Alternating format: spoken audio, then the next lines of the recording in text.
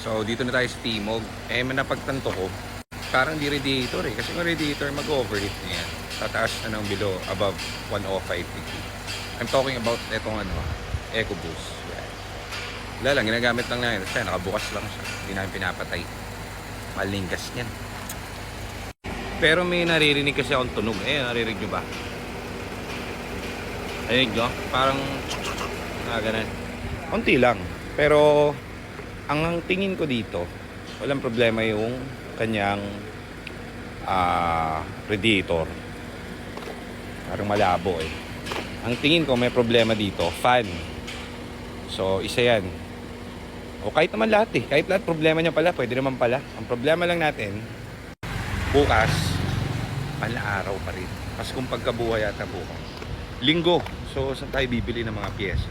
Baka sarado ang mga parts. Pero pala, ang hirap kasi bumili ng parts kasi nag-outsource lang din kami. Kasi nga madali lang ang parts ng Ford. Kala nung iba mahal, kala nung iba mahirap kumahanap. Hindi, napakamura ho yan. Kaya nga kami, wala kaming supplier, wala kaming tawag dito, go-to guy. Kasi pag may kailangan kami na pyesa, dali mag-search. Tapos outsource mo lang, makakabili ka agad within wala pang 1 hour.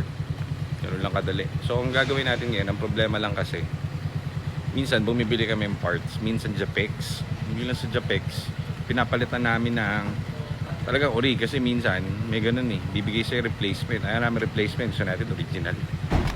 So ang ginawa ko, marami kasi nag-message sa atin, mga parts. Umorder na ako ng bulk, maramihan, sa supplier mismo. So papakita ko sa kung gaano kamura yun. And yun kasi matetesting namin per kotse. Matetesting namin sa mga units namin. So alam namin kung ano yung magandang brand na ikakabit. So abangan nyo yan. Parating na yung mga stocks natin ng mga parts na mga essential for units na inaayos natin at ina-enhance natin. So abangan nyo yan. Pero tingin ko fan talaga to naririnig ko parang may kalabog yung fan So kapag hindi pantay kasi yung ikot ng fan, nakaka-apekto yun dun sa speed na RPM ng radiator. Yan So try muna natin. Pero eventually nga kung ano man ang hatol natin, papalitan natin lahat. Walang problem. Time is essential nga lang kasi bukas i-release. So outsource na tayo mamaya na kung ano-ano. Tignan natin. So magulo talaga ang usap natin.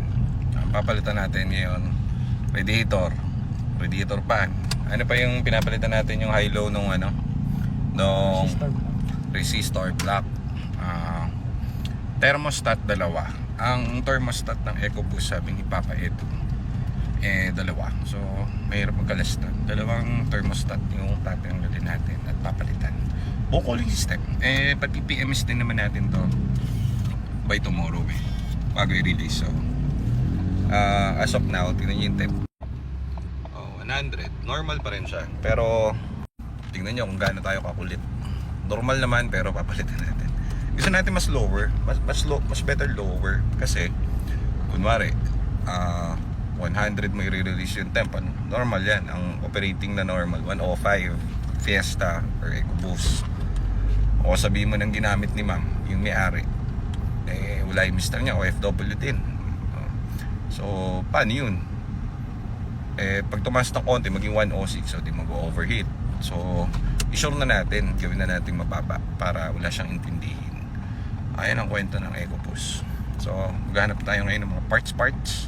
Mag-outsource na tayo para bukas ikakabit na lang natin lahat. Tapos PPMS na rin natin, syempre.